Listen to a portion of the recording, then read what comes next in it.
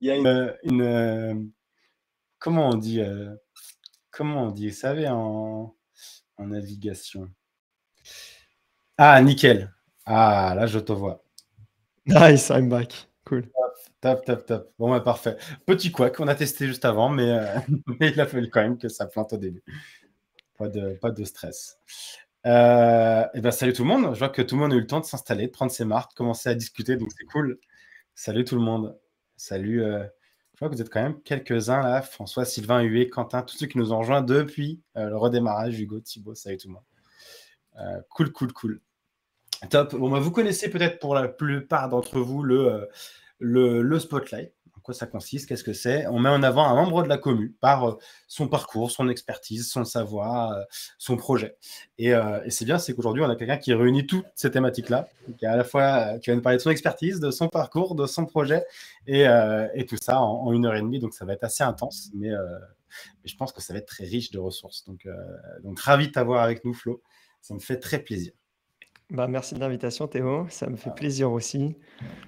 C'est top. Ça va être très intéressant, je pense. Je pense qu'on Sûr. est nombreux ici à te suivre sur les réseaux sans forcément connaître les rouages qu'il y a derrière ton parcours, derrière Digidop. Donc ça va être cool de découvrir ça aussi Carrément. ensemble. Trop Carrément. Et bien. puis là, le but, c'est que ce soit vraiment interactif. Donc, Ouais, évidemment, bon, il y a une trame, mais ouais. derrière, si vous avez des questions, si vous voulez rebondir sur n'importe quel sujet qu'on va aborder aujourd'hui, profitez-en, c'est le moment.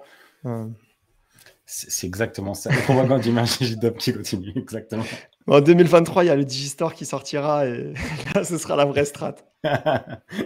Bon, on verra partout Digidop dans nos rues. Ça va être vraiment là une grosse campagne de propagande, en effet, comme dit Ben. Top, bah écoutez, je vous propose qu'on démarre tout doucement avec un petit récap de au moins ce qui se passe cette semaine. Ensuite, je vous dévoile la trame. Et puis, bah, on attaque sur le sujet. Cette semaine, on se retrouve pour 2 spotlights. Donc, le premier, maintenant, aujourd'hui, pour parler de Digidub, pour parler de Florian, pour parler de comment lancer une agence web no-code en 2023.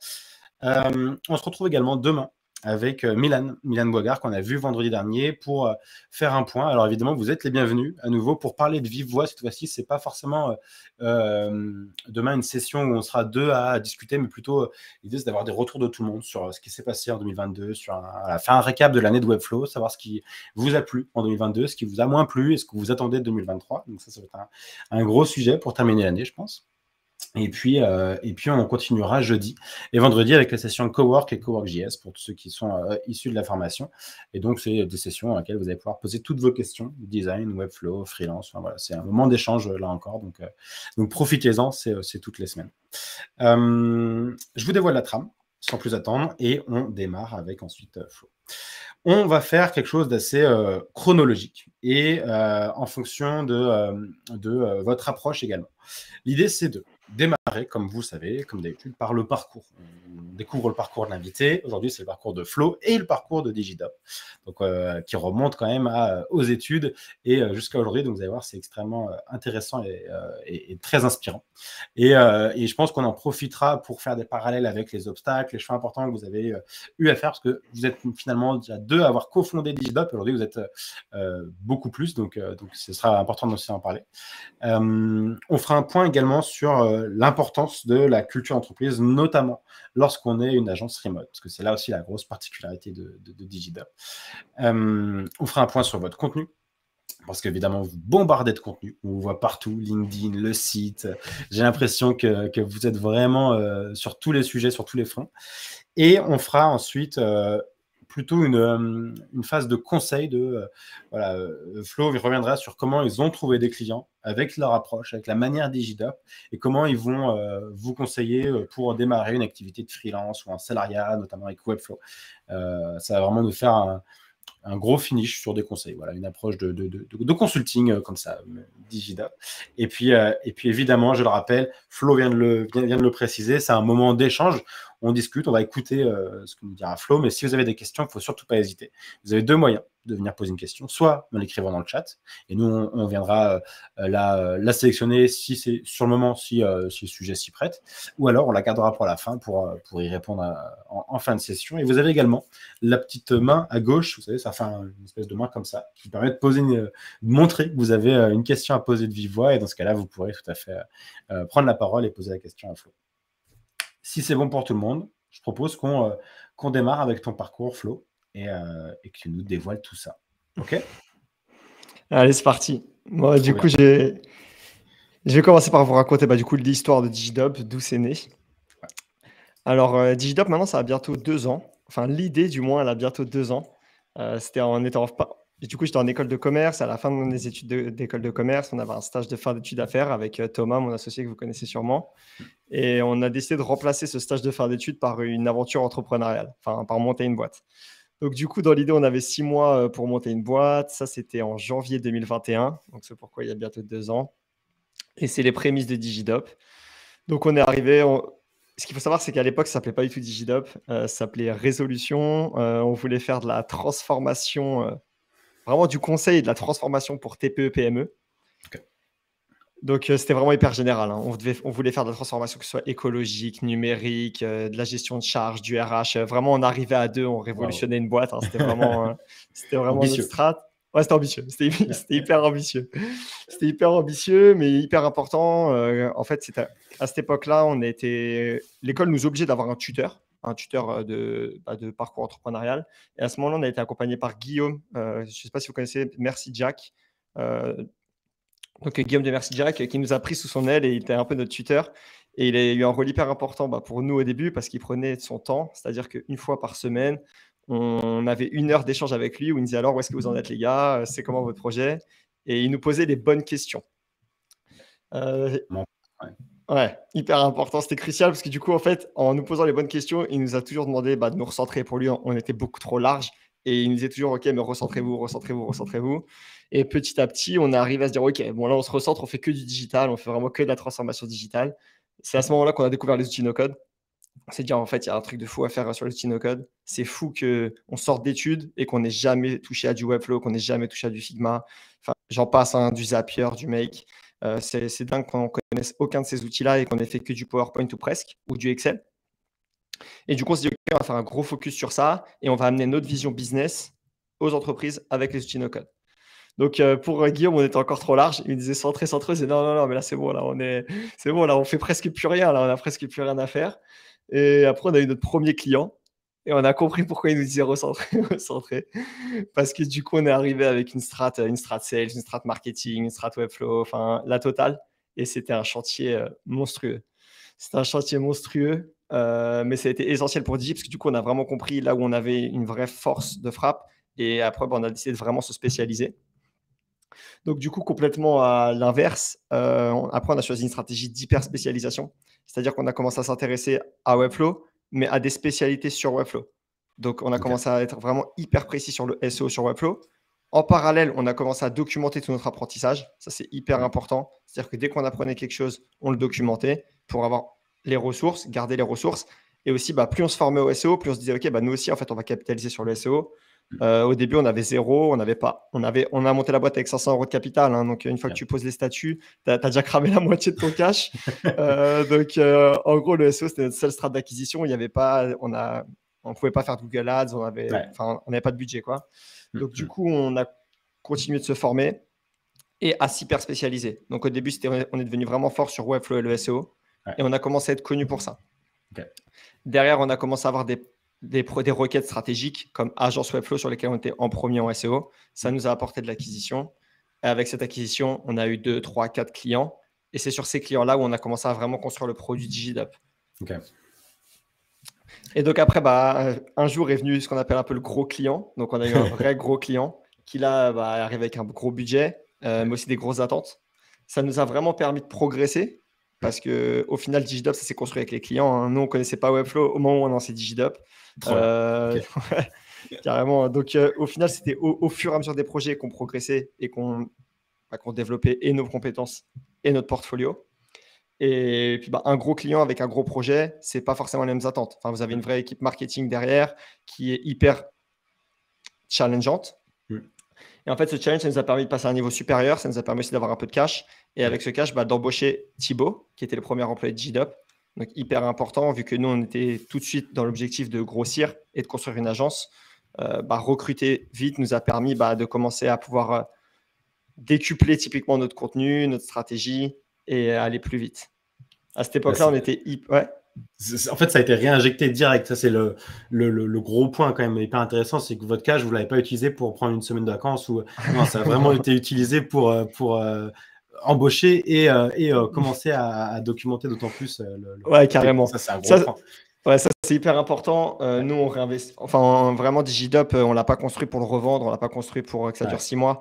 Depuis le début, on est all-in on n'a Trop. jamais douté que ça fonctionne. Et l'objectif, c'est d'aller loin avec DigiDop et d'emmener DigiDop loin. Donc, on a toujours tout réinvesti, que ce soit notre temps, c'est-à-dire qu'on n'a pas fait de side, on était à 100% sur Digi, ou que ce soit les fonds de Digi. Donc, dès qu'il y a du cash qui rentre, l'objectif, c'est embaucher ou allouer des ressources à la Digi Team pour développer le business. Okay. Donc, ça, c'est vraiment notre stratégie long terme. Et on a toujours pensé l'agence comme ça, en tout cas. On a toujours pensé comme ça. Donc, ouais, du coup, Thibaut qui est arrivé. À cette époque-là, on était hyper focus SEO. Nous, on était Webflow, SEO. Donc, Thibaut, lui, il est arrivé, il ne connaissait pas Webflow, mais il connaissait bien le SEO. Donc, il est arrivé en tant que consultant SEO. Il a une grosse partie stratégie de contenu. Il a travaillé beaucoup sur la technique, le conseil client et évidemment le contenu Digi. Et après, deuxième embauche hyper importante, Mérieux, qui arrive au design. Et tout de suite, ça nous a permis dès qu'il y a un designer dans la team, ça level up la production. Bien sûr. Donc, tout de suite, ça nous a permis de nous différencier et maintenant d'ajouter une nouvelle corde à notre arc. C'est-à-dire que maintenant, on avait des sites Webflow nickel, du SEO nickel et du design nickel. Donc là, on commence à avoir des petites expertises. Surtout que c'est important. Enfin, c'est important. On a recruté aussi Mérieux parce qu'il avait un vrai œil UX plus que UI.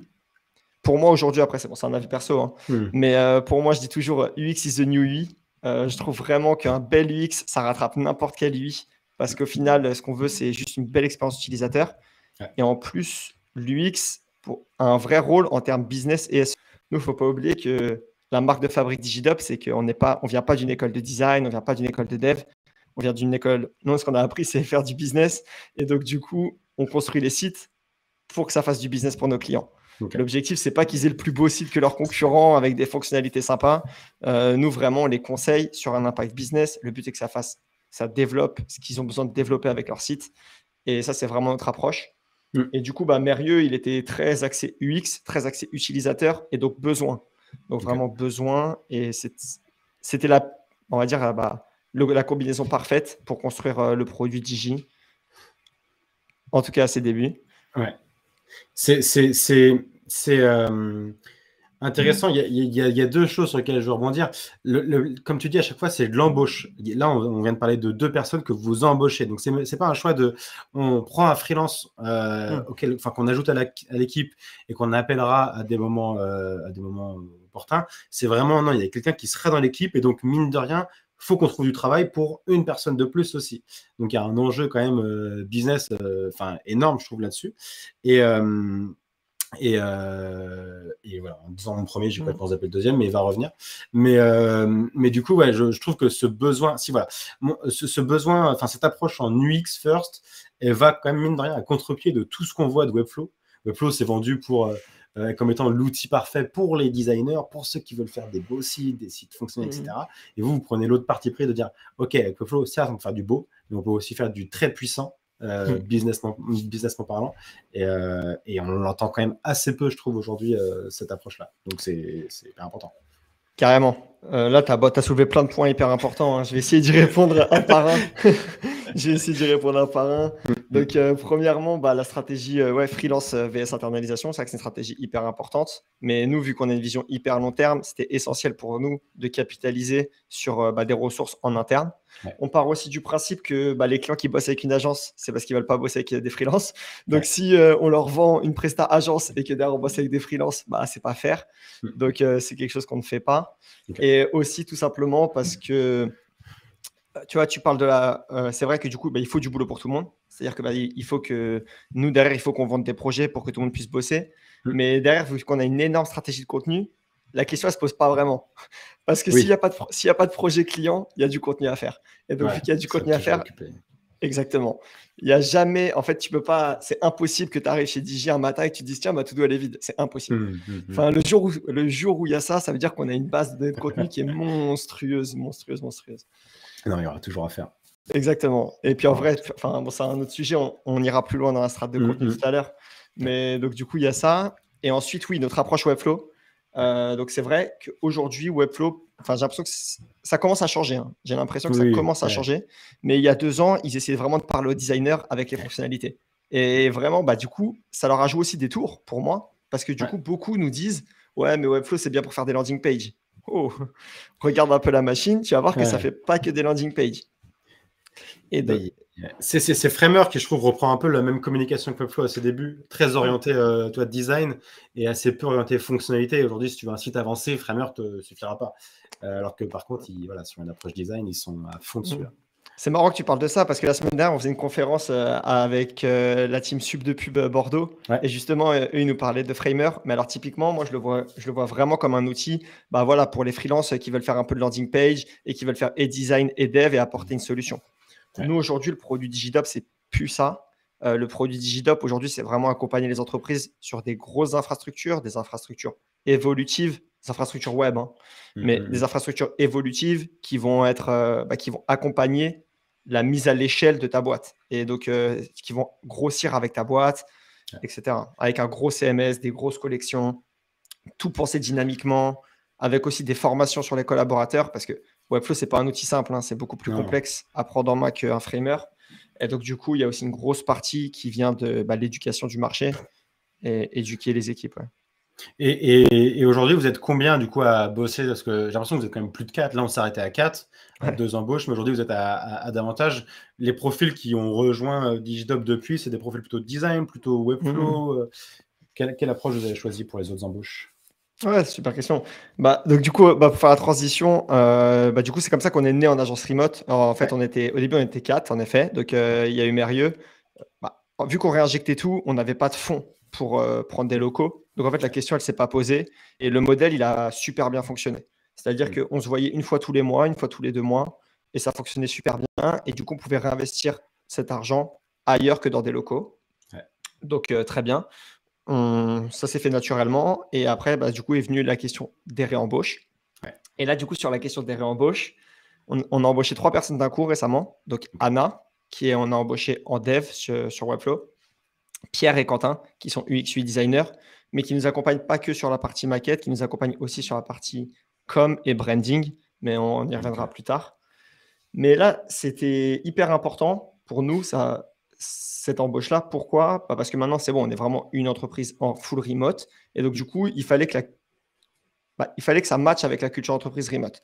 Et on a recruté des profils. Par exemple, Anna, elle ne connaissait pas Webflow, mais ce n'est pas un souci. Thibaut ne connaissait pas Webflow non plus en arrivant chez Digi. Elle était anciennement infirmière en reconversion. Et donc là, reconversion professionnelle, on passe d'un métier infirmière où c'est de l'opérationnel, on a besoin d'être à l'hôpital, on a besoin d'être au contact client, à une agence full remote où aujourd'hui, personne ne travaille même dans la même ville chez Digi. Donc, c'est un gros gap. Et après, Pierre et Quentin au design. Donc, aujourd'hui, la team, elle est split moitié-moitié, moitié dev, moitié design. Et il y a Thomas qui chapeaute toute la gestion de projet, toute la partie sales. Ok. J'ai 2 questions là encore. Souvent, elles viennent par paire, les questions. Ça, c'est plus dur à répondre. Mais la première, c'est comment vous formez, enfin, avant de les former, comment vous sélectionnez des gens qui vous rejoignent? À quel moment on se dit, souvent, une agence va se dire, je veux quelqu'un qui soit un profil bétonné, qui a de l'expérience. Et là, toi, tu me dis que vous avez embauché une infirmière que vous formez vous-même à Webflow et qui aujourd'hui vous permet d'avoir de la force de frappe aussi supérieure en termes de dev. Et l'autre question qui vient avec, c'est en gros, comment vous trouvez des personnes qui, certes, sont bons à concevoir, mais également bons à communiquer. Parce que tu disais, si jamais la to-do elle est plus vide, la personne va passer en création de contenu. Et ça, c'est pas donné à tout le monde dès le début aussi. Donc, carrément. Il y a 2 approches là. Alors, du coup, en effet, recrutement hyper important. C'est un truc sur lequel on s'est posé avec Thibaut, Mérieux et Toto au moment où on a recruté cette année. On s'est dit, OK, sur quoi on se base pour recruter? Et en fait, on s'est basé que sur les valeurs. Du coup, on a défini quelles étaient nos valeurs chez Digidop. Par rapport à ces valeurs, on a découlé une liste de 10 questions basées que sur du soft. Là, c'est vraiment que de l'être humain. C'est que de l'humain. Et du coup, après, on oriente nos entretiens de recrutement. Du coup, il y a une toute petite partie technique, mais cette partie technique, elle est juste réservée à voir ton raisonnement. Mon objectif, c'est juste Enfin, tu vois, moi, j'aime bien ouvrir un Webflow. J'ai l'impression que quand j'ouvre un Webflow, je sais comment tu penses. J'ai l'impression de savoir, voir ta façon de résoudre des problèmes. Donc ça, c'est juste un petit exercice. Mais sinon, on se base juste sur des questions et c'est des entretiens qu'on fait collectivement. C'est-à-dire qu'il y a l'ensemble des gens de la team qui vont participer à l'entretien juste pour voir si, OK, ça match avec les valeurs. Après, si ça match avec les valeurs et la culture remote, parce que hyper important aussi. Typiquement, Ouais, Quentin, il nous a rejoint et là, lui, c'était cool parce qu'il direct, il nous a dit, moi, c'est simple, je veux me tester en remote. Donc, Ok. on n'avait même pas à avoir ce challenge de comment est-ce que tu vas appréhender le remote. Il veut se tester en remote. Donc, top. On se rend compte aussi que du coup, c'est un levier de talent, d'acquisition de talent. Enfin, c'est un levier d'acquisition de talent parce que du coup, ils veulent rejoindre JDOP aussi pour ça. Ouais. Donc, ça, ouais, carrément. Et ensuite, après, premier point. Et second point, la formation, on fait tout en interne et avec nos ressources. C'est-à-dire que nos ressources, déjà, on a beaucoup de ressources sur la DigiDap Academy et sur le blog. Enfin, on rigole souvent avec ça en interne. On dit quelqu'un qui veut nous concurrencer, lis notre blog. Franchement, il n'y a pas de secret. On a tout documenté, on a tout raconté. Si tu lis les 300 articles de blog, tu as le produit DigiDap clé en main. Très excellent. Donc, déjà, en amont, ça fait partie de la formation. Et après, on est dispo, on échange tout le temps au quotidien. Anna, en 2 mois, maintenant, ce qu'elle sort sur Webflow, c'est impressionnant hein, au bout de 2 mois. Donc, Ah, mais ça montre bien que le contenu aussi est hyper intéressant et hyper riche. Toi, finalement, comme tu dis, quelqu'un qui souhaite se lancer dans Webflow, il a aussi cette opportunité-là de se dire bon, bah, je me forme par de l'écrit, parce que c'est une approche plutôt écrite que vous avez aujourd'hui, mais il y a à la fois du comment utiliser Webflow et du comment utiliser Webflow à la manière DigiDoc. C'est aussi des process que vous partagez. Donc, c'est exactement. comme tu Et dis, c'est bien, ouais. Et c'est bien que tu dis ça aussi, parce que je pense aussi qu'au final, c'est un avantage de recruter des développeurs qui n'ont pas encore fait de Webflow, parce qu'ils n'ont pas encore de pattern. Ouais. Ils n'ont pas encore de pattern, et du coup, ils n'ont pas encore des mauvaises habitudes, et on peut vraiment directement apprendre à développer avec les process de chez Digi. Donc, il n'y a rien de sorcier. Hein. C'est une recette de cuisine. Il y a 50 choses à apprendre. Il faut les appliquer. Et une fois qu'on est nickel sur ces 50 choses, on a un Digi Qualidad, comme on dit. Et donc, du coup, c'est plus facile d'apprendre à quelqu'un qui n'a pas encore de mauvaises habitudes que quelqu'un qui a des mauvaises habitudes. Et donc, aujourd'hui, vous avez un planning je sais pas, de publication où vous vous dites, bon, bah, chaque personne doit écrire un article par semaine, un article par jour, je sais même pas, parce que quand je me dis 300 articles en moins de 2 ans, je me dis c'est quand même énorme. Comment ça se passe? Comment vous arrivez à faire cohabiter du temps de création de contenu et du temps de production pour des clients? Bonne question. C'est une bonne question. Alors, premièrement, c'est dans l'ADN de Digi de créer du contenu. Ça, c'est ADN. Et on n'a jamais fait d'outbound. On n'a jamais fait de prospection. On n'a jamais démarché. Donc, déjà, on sensibilise tout le monde en interne. C'est simple. Demain, il n'y a plus de contenu, il n'y a plus de clients. Il n'y a plus de clients, il n'y a plus de DigiDup, il n'y a plus de DigiDup, il n'y a plus de. C'est fini. Donc, du coup, c'est vital, le contenu. Pour Digi, ça fait partie de sa stratégie depuis les débuts. Et ça, c'est toujours 100% de notre stratégie. Donc, déjà, tout le monde doit savoir que c'est la prio. C'est la prio. Ensuite, comment est-ce qu'on fait pour cohabiter et production de contenu et production client? En fait, c'est hyper naturel. C'est-à-dire que dès qu'un client a une question, on lui répond via un contenu. C'est-à-dire qu'on ne va pas envoyer un mail au client qui va profiter qu'au client. On va lui répondre avec un contenu qu'on va créer pour l'ensemble de la communauté. Pourquoi? 2 avantages. Au tout début, quand on a lancé Digi avec Toto, on a eu nos premiers clients et tous nos clients avaient les mêmes questions. Et au bout de 4-5 clients, on s'est dit, wow, mais là, c'est chaud. On fait que du support Webflow et on répondait toujours aux mêmes questions. Et du coup, là, on a dit, OK, bon, on va changer de strat. On va commencer à aller publier nos réponses sur YouTube. Et c'est comme ça qu'est notre chaîne YouTube, à 100%. Et notre chaîne YouTube, au début, c'était juste des réponses à nos clients. Ils nous posaient une question sur Webflow. On leur répondait avec un tuto sur YouTube. Comme ça, on s'est dit, c'est un moyen de scale notre SAV et d'avoir une réponse rapide et de gagner du temps.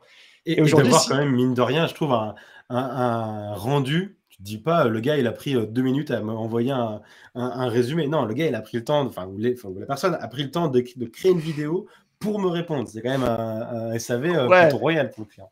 Ouais, après, il faut regarder les premières vidéos quand même. Il faut regarder les premières vidéos.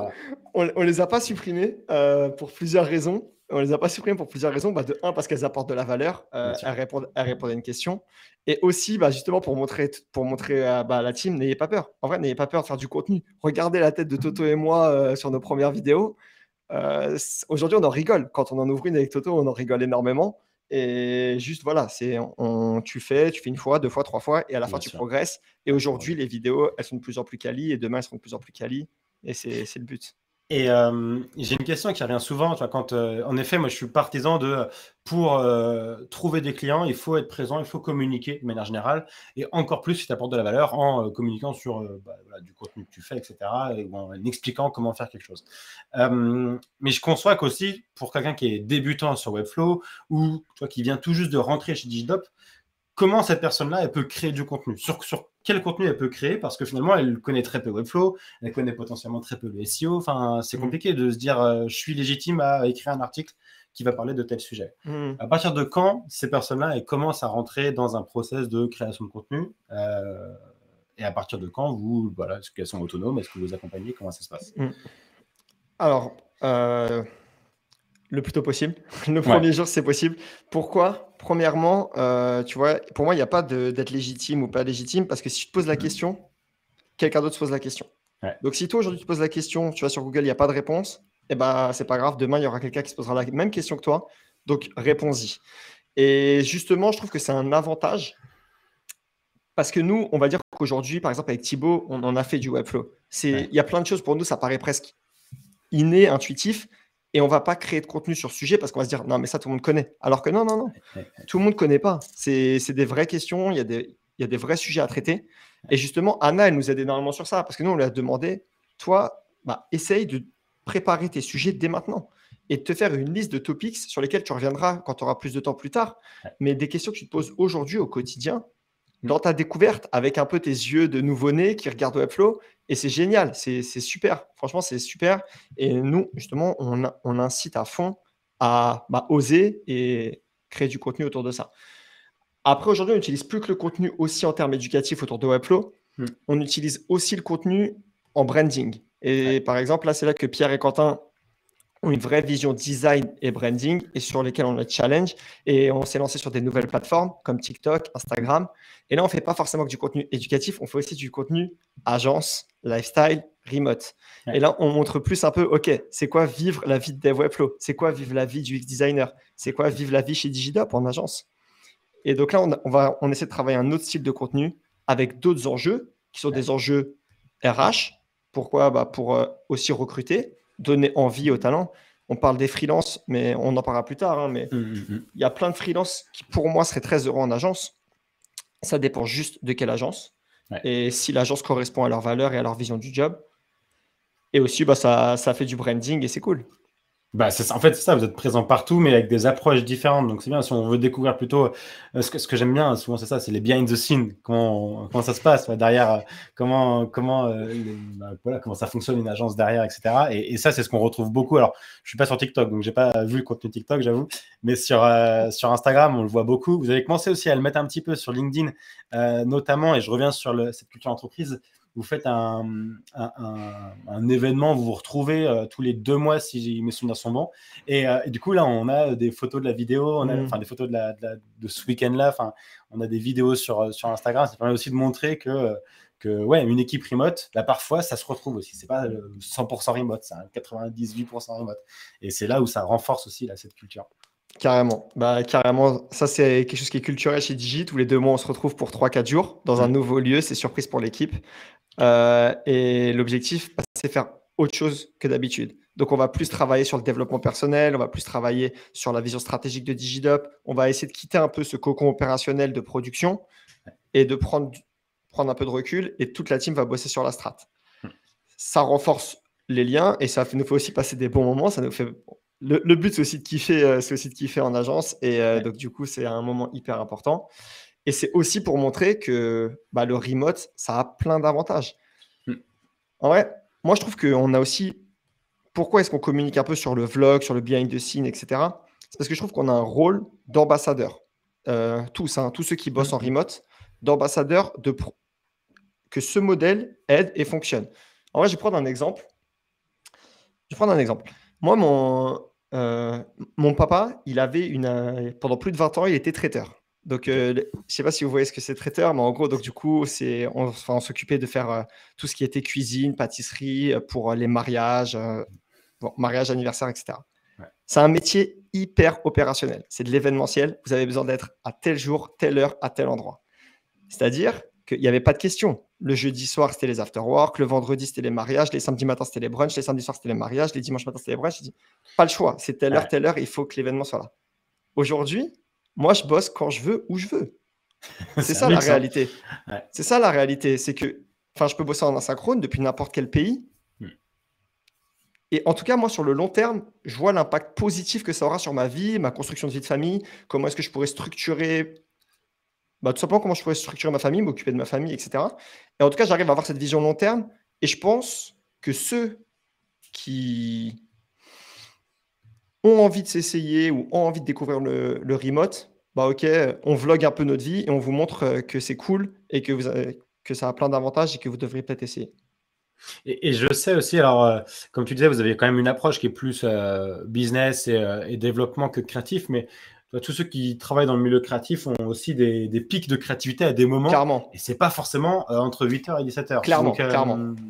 Donc là encore, voilà, ça se renforce aussi là, le remote, se dire, ok, j'ai un moment de creux. En plus, je sais que tu es très sportif. Et écoute, après, je vais aller courir, je vais aller faire un truc et je bosserai plus tard ce soir. Quoi. 100%, vraiment 100%. Chacun a ses heures. Moi, je suis quelqu'un, par exemple, j'adore le matin. Vraiment, j'adore le matin. Je suis hyper productif. Je sais que là, c'est mon moment. Je vais capitaliser. Si typiquement, je suis sur un job où je ne peux pas travailler dans les moments où je suis le plus productif, je trouve ça hyper dommage. Pour moi, la valeur la plus importante dans la vie, c'est le temps. Le temps, c'est le truc que tu rattraperas jamais. Donc, du coup, c'est hyper important pour moi ce que je vais produire dans ce laps de temps. Et donc, du coup, comment est-ce que je produis dans ce laps de temps ? J'ai ma routine. Je connais ma routine. Je connais mes moments. Je sais à quel moment je suis bon dans ça. Je sais à quel moment je suis meilleur dans ça. Et je structure ma journée par rapport à mes performances. Et du coup, ça me fait penser à la question. Aujourd'hui, dans la team Digidob, vous êtes tous sur le même fuseau horaire, ou au moins tous en France.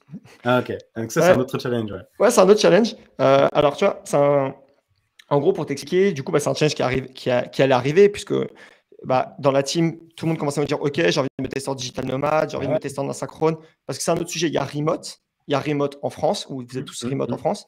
Il y a digital nomade et il y a asynchrone. Pour moi, c'est trois choses bien différentes. Parce que je vais définir un peu et donner ma définition.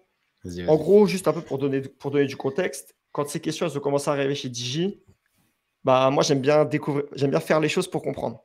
Donc, du coup, ce que j'ai fait, c'est que je suis parti j'ai fait 1 semaine et demie de digital nomade et après, j'ai fait 3 mois en asynchrone en Floride, donc sur un fuseau horaire -6. Alors, le digital nomade, c'est pas du tout pour moi, perso, parce que je trouve ça vachement épuisant d'être toujours là à la recherche de OK, où est-ce que je mange, où est-ce que je dors, OK, où est-ce que j'ai une connexion Wi-Fi. Typiquement, j'aime bien bosser avec 2 écrans. En digital nomade, c'est chaud d'avoir 2 écrans. Je me baladais avec mon top bag Digidop et je fais pas de dessin. Vous imaginez le truc, c'était pas vraiment fait pour moi. Par contre, après, du coup, en asynchrone, je bossais sur un fuseau -6. Et ça a posé aucun souci à la team. Les moments où la team n'est pas dispo, on communique en asynchrone via Loom. On utilise beaucoup Loom. C'est-à-dire que je fais un Loom, que ce soit Anna, Thibaut, peu importe qui dans la team, pour faire mes feedbacks s'il y a besoin. Et après, j'ai l'ensemble de mes messages. Le seul hic que j'avais en asynchrone, c'est que je suis quelqu'un du matin parce que j'aime bien être tranquille le matin. Je trouve que c'est un moment où beaucoup de gens dorment et du coup, moi, je suis hyper chill. Et là, en -6, quand tu te réveilles, même si tu es du matin, tu as déjà beaucoup de notifications. Tu as déjà une belle dose de notifications.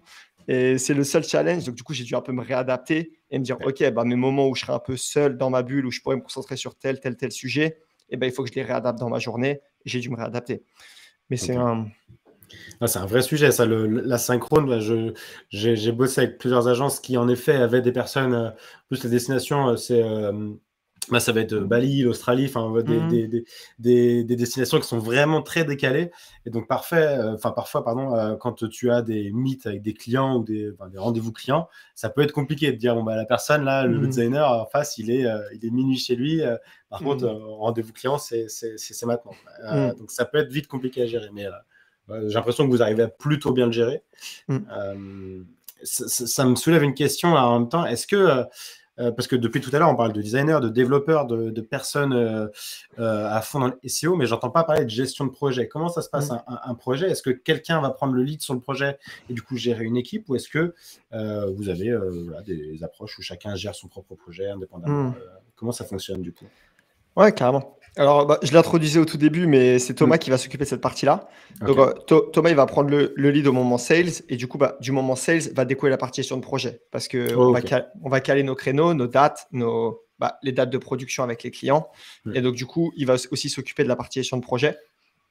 Après, aujourd'hui, on travaille beaucoup sur mettre en place des process.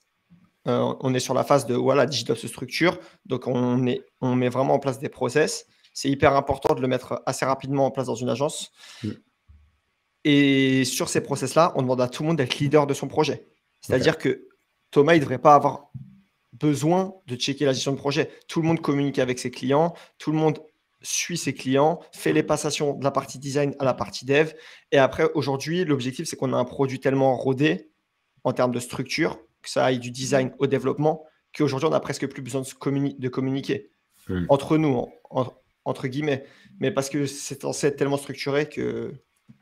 Ça veut dire que toi, tu peux avoir un regard, je sais pas du tout, on parlera de la stack d'outils un peu après, parce que ça m'intéresse, mais ça veut dire que toi, à n'importe quel moment, tu peux arriver sur un Notion, un Asana, etc., et te dire, OK, telle personne, elle est à tel moment sur son projet, celle-ci, elle est un peu en retard, ou peut-être un peu en avance, peut-être qu'il y a un échange à faire. Enfin, du coup, c'est ce qui se passe, en fait. Chacun est autonome avec son client, son projet, mais en amont, on a quand même une partie cadrage qui, mine de rien, représente l'agence aussi. Parce que finalement, si tout le monde fait la partie sales sur son propre projet, on se retrouve sur une approche de collectif de freelance, comme on a pu le voir avec Justa, avec l'escadrille, etc. Et là, vous avez plutôt, non, il y a un entonnoir, c'est OK, c'est Digidoc qui prend le lead au début, qui fait le sales, qui fait la gestion de projet, et ensuite, on facilite le contact avec la personne en prod derrière, si je comprends bien. Ouais, carrément. Après, on n'y est pas encore à 100%. Hein. C'est des process qui s'améliorent toujours au quotidien. Et chaque projet a ses rebonds. Et donc, forcément, ça a des rebonds. Après, ce qu'on fait quand même, ce qui est important, c'est qu'on fait quand même un point une fois par semaine sur l'ensemble des projets. C'est-à-dire que comme ça, on sait à peu près qui en est où, sur quoi. Et ça permet d'avoir une vision et aussi d'échanger. Parce qu'il y a aussi beaucoup de ça. Aujourd'hui, notre agence, elle a surtout une intelligence collective. C'est-à-dire que quand tu es face à une problématique, tu ne restes pas bloqué longtemps parce que tu sais forcément que quelqu'un d'autre a eu cette problématique ou soit a un axe de réflexion pour y répondre. Et du coup, on essaye aussi vachement de jouer sur ça, sur le fait de s'entraider et de ne pas hésiter à demander des feedbacks dans la team. Parce que finalement, comme tout le monde apprend au fur et à mesure, vous avez plutôt ces profils d'experts dans l'agence, mais vous avez quand même plusieurs personnes qui vont être sur de la formation continue avec les projets clients. Donc ce point-là, mine de rien, il est quand même intéressant parce que tout le monde apprend des challenges des autres au début de la semaine ou à la fin de la semaine, je ne sais pas comment vous organisez, mais et du coup, ça permet de faire tilt. Si demain, il y a un autre projet qui a ce même challenge-là, peut-être qu'un tel va aller voir Anna ou Thomas pour aller lui demander comment ce challenge-là avait été géré. Je trouve ça assez judicieux et comme tu dis, ça ramène la partie collective au centre de l'agence. Ok. Trop cool. Écoute, moi j'ai l'impression qu'on a fait le tour de toute la partie culture entreprise remote. Je ne sais pas si tu voulais ajouter un truc dessus. Si personne n'a de questions sur ça, je pense qu'on a bien introduit le sujet. On avait peut-être une question de Mathilda. Pensez-vous aux méthodes agiles pour gérer ces projets-là ou est-ce que vous faites ça à votre sauce, à la DigiDoc way Alors, on fait ça à la DigiDoc dans le sens où comment est-ce que nous, aujourd'hui, on construit notre strat process et notre strat produit? En fait, on l'a construit avec nos clients. C'est-à-dire qu'on prend beaucoup de calls avec nos clients et en fait, on va écouter tous les points de friction. C'est-à-dire que dès qu'il y a quelque chose qui va créer une friction chez le client, on va directement le corriger via nos process. Et l'objectif, c'est qu'en fait, à terme, DigiDoc, ça roule tout seul. Mais pourquoi DigiDoc, ça roule tout seul? Parce qu'en fait, on a déjà eu 1000 fois ces problèmes-là et donc on les a tous corrigés un par un. Et au final, du coup, il n'y a plus rien qui couac. Et c'est un peu aussi comme ça qu'on monte nos sites Webflow. C'est-à-dire que comment est-ce qu'on a construit le site Webflow? Au début, on répondait à chaque fois avec des tutoriels pour expliquer aux clients comment faire ci, comment faire ça. Et après, on s'est dit, OK, comment est-ce qu'on peut construire dans Webflow pour que le client, en fait, il n'ait même pas besoin d'apprendre à faire ça et que ça lui paraisse simple Webflow. Et aujourd'hui, quand on livre un site, la plupart des clients ils disent « Ah, mais c'est facile Webflow ». Oui, c'est facile parce que tout a été construit pour que ce soit facile et que ce soit facilement administrable par ta team marketing. Et en fait, ça, on l'a construit juste en prenant des calls et en écoutant tous les points de friction. Et on s'est dit, OK, comment en amont, on peut empêcher cette friction chez le client par telle action, telle action, telle action. Et ça, on l'a appris en faisant. En faisant. C'est là où je pense que vous n'avez pas brûlé des ailes en allant trop vite, c'est que vous Non. avez pris le temps, tu vois, Mm. en faisant, vous avez documenté, ok, là il y a un point de friction, vidéo plus tard, ou article, ou mes points à traiter, ça c'est incertain. Et en fait, à chaque Mm. fois, vous avez tout relevé pour aujourd'hui avoir déjà la réponse à tous les besoins, que ce soit côté client ou côté freelance, enfin pas freelance, mais embauche, en fait, vous avez déjà toutes les ressources. Et en fait, ouais, une personne qui rentre, limite demain, une nouvelle personne qui arrive, peut directement avoir sa to-do de vidéos ou de contenu à suivre pour être prêt dans un mois et demi, un mois, quoi. Mm. Clairement, clairement. Et C'est bien résumé, mais ça, en fait, à un moment, on a eu beaucoup, beaucoup, beaucoup de demandes entrantes. Et sur cette période-là, on aurait pu tout simplement décider d'accepter plein de projets, faire plus de chiffre d'affaires, faire plus bien de sûr. profit. Et à ce moment-là, nous, on a décidé de dire non, non, non, calm down, on refuse X projets et on prend notre temps. Et on prend notre temps pour construire un produit clean, pour que tout le monde dans la team continue de se former, pour être sûr que bah, c'est la marque Digidop et que la marque Digidop, elle continue de se construire étape par étape. Et ça, c'est notre strat depuis le début. On fait les Ouais. choses étape par étape et on construit une équipe soudée avec des compétences, avec un produit nickel et un branding derrière qui suit aussi, quoi. suit. Ouais. Et en fait, ouais, mais c'est hyper smart, à mon avis, parce que ce temps-là que vous prenez maintenant, vous l'aurez pas à le faire plus tard, en fait. Et c'est aussi potentiellement des sources de problèmes à l'avenir que vous balayez d'un seul coup, parce que la personne, je sais pas, à l'avenir, potentiellement, ça pourrait être quelqu'un qui vous rejoint et puis qui est mal formé à Webflow ou, voilà, ou qui n'a pas la même approche que vous. En fait, non. Là, la personne qui rejoint à l'avenir, elle va avoir la même approche que vous êtes en train Exactement. de développer depuis 2 ans. Donc, vous prenez le temps pour balayer les problèmes futurs. Fondation hyper solide, ça c'est vraiment notre devise. C'est fondation hyper solide. Enfin, demain, moi, j'ai même pas besoin d'ouvrir un projet. Enfin, il n'y a pas de micromanagement, je veux dire. J'ai même pas besoin d'ouvrir un projet de Thibaut. Je sais que c'est nickel. Je sais que c'est nickel parce que bah, depuis le début, on prend le temps d'apprendre ensemble et je sais que du coup, on a exactement le même niveau ou peut-être même il est au-dessus de moi maintenant et que du coup, c'est nickel. Et aussi, ça, c'est une question parce que au début, il y a 6-7 mois, on avait des clients qui nous disaient ouais, par exemple, moi, je veux ton meilleur dev ou je veux ton meilleur designer. Et c'était hyper important pour nous qu'il n'y ait pas un branding perso sur le produit. Il n'y a pas de c'est un tel ou un tel qui m'a fait mon site et que ce soit un produit standardisé. Et que peu importe qui développe dans l'agence, tu auras un produit nickel. Ok, ouais, c'est bien, parce que mine de rien, ça rajoute aussi cette valeur-là de puissance commune au nom de Digidop. C'est Digidop qui est représenté coûte que coûte. Exactement. Exactement. Et ça, c'est ouais. hyper important du coup parce que aussi, que ce soit de la phase de design à la phase de dev, du coup, il n'y a pas d'ego dans la team, il n'y a pas de je veux être mis en avant sur ça ou être mis en avant sur ça. On va travailler ensemble pour sortir un produit Digi le plus quali possible et on profitera tous au nom de Digi des retombées. Exactement. Ouais. Et on avait une question de Anthony qui demandait, parce qu'en effet, tu disais que le premier client, il vous remonte une question sur, je sais pas, comment modifier un symbole dans Webflow parce qu'il a une modif à faire de lui-même. Ok, vous allez faire une vidéo qui lui explique avec son projet pour ce besoin-là. Le deuxième client, il a la même question. Est-ce que vous lui remontrez la vidéo du premier projet à ce deuxième client, de projet à notre client, ou est-ce que vous faites des vidéos sur mesure pour les former, pour les accompagner? Comment ça se passe? Est-ce que c'est un projet de base? Si c'est une demande sur un élément, on envoie la vidéo YouTube. Après, si c'est une demande sur vraiment une spécificité technique de ton CMS en particulier, parce qu'en plus, tu as du FinSuite dedans, tu as un peu de custom, enfin bref, tu as 2-3 fonctionnalités, là, on va te faire un loom personnalisé. Mais on essaye au maximum de penser dès le début le contenu duplicable. Et qu'on essaye au maximum, à chaque fois qu'on crée une ressource, pouvoir la réutiliser. C'est comme ça qu'on a sorti 300 articles de blog en 1 an, c'est comme ça qu'on a sorti 150 vidéos YouTube en 1 an, et c'est parce qu'on essaye de ne pas gâcher. Et on se dit que si quelqu'un se pose la question, d'autres se poseront la question, et on crée et on recycle. Ok, très inspirant. On avait Mathilda qui disait, donc justement, en fait, qui rebondit sur ce qu'on disait tout à l'heure avec les méthodes agiles. Quand j'entends votre manière de mettre en place vos process, j'entends itération, communication et rituel, collaboration et équipe auto-organisée, tout ça. Ça fait fort penser aux méthodes agiles, du coup, et je trouve ça cool.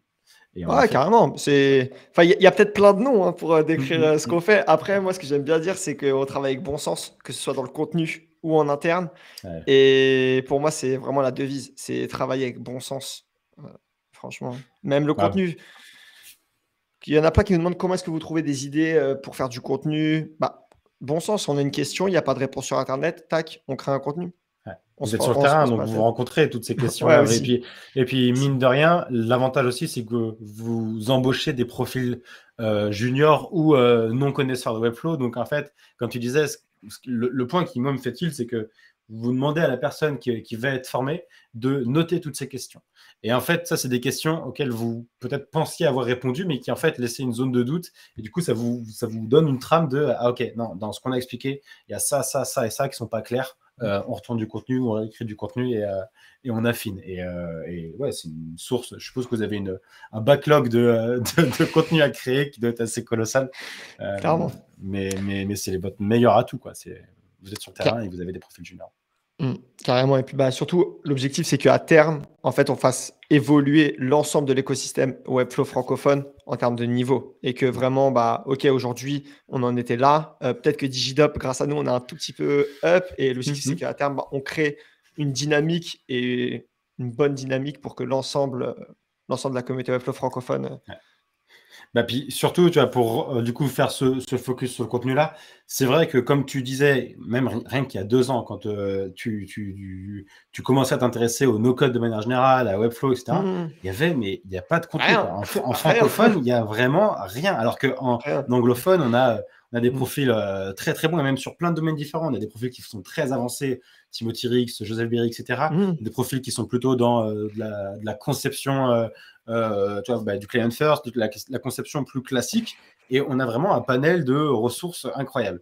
En Webflow francophone, il y a aujourd'hui très très peu de ressources, très peu de contenu, et c'est compliqué, quoi, pour une personne qui démarre aujourd'hui. Voilà, notamment du contenu sur client first, en effet. Ah là, il y a une belle doc, hein, quand même. Maintenant, mais on y vient. Il y a quand même une belle doc.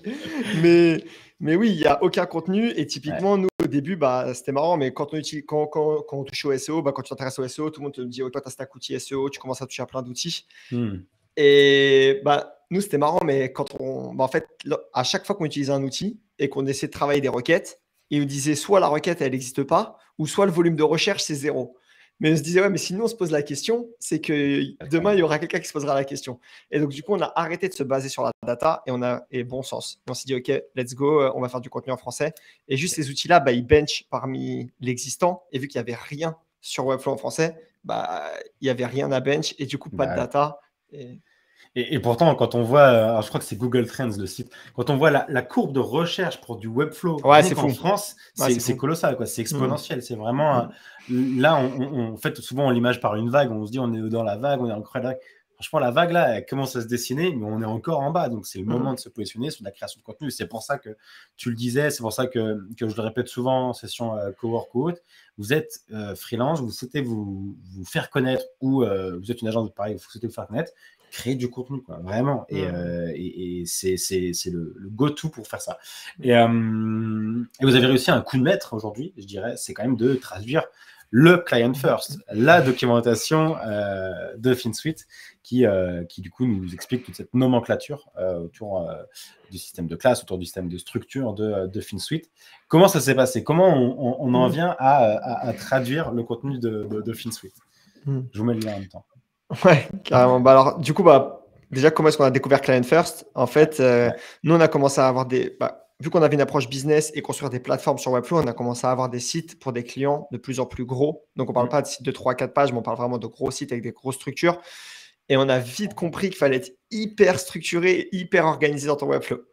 Pour plusieurs raisons. Pour un, quand on veut réitérer sur le site 2 mois, 3, 4 mois après, juste avoir ses marques. Mais aussi, par exemple, si Thibaut, aujourd'hui, il n'a pas le temps et le client il a une demande, moi, je peux me connecter sur le site et directement, je sais comment est-ce qu'il a construit. Bref, on peut se passer les projets. Et puis, même pour le client, Client First, nous, quand on livrait les projets et qu'on expliquait la démarche derrière, qu'on avait développé d'une façon où lui aussi, derrière, il n'était pas enfermé avec notre agence, mais que c'était une démarche mondiale et qu'il pouvait trouver n'importe qui pourrait l'aider sur le projet, ouais, c'est cool. Il se dit, OK, ils ne m'enferment pas avec eux et ils sont hyper ouverts sur ça. Donc, on a commencé à se dire, OK, Client First, c'est cool, ça marche avec la philosophie DigiDop, ça marche avec le pro DigiDop. Et on a commencé du coup à l'intégrer à l'ensemble de nos sites Webflow. Et ensuite, bah, on a commencé à faire un petit peu de contenu dessus, mais vraiment un tout petit peu.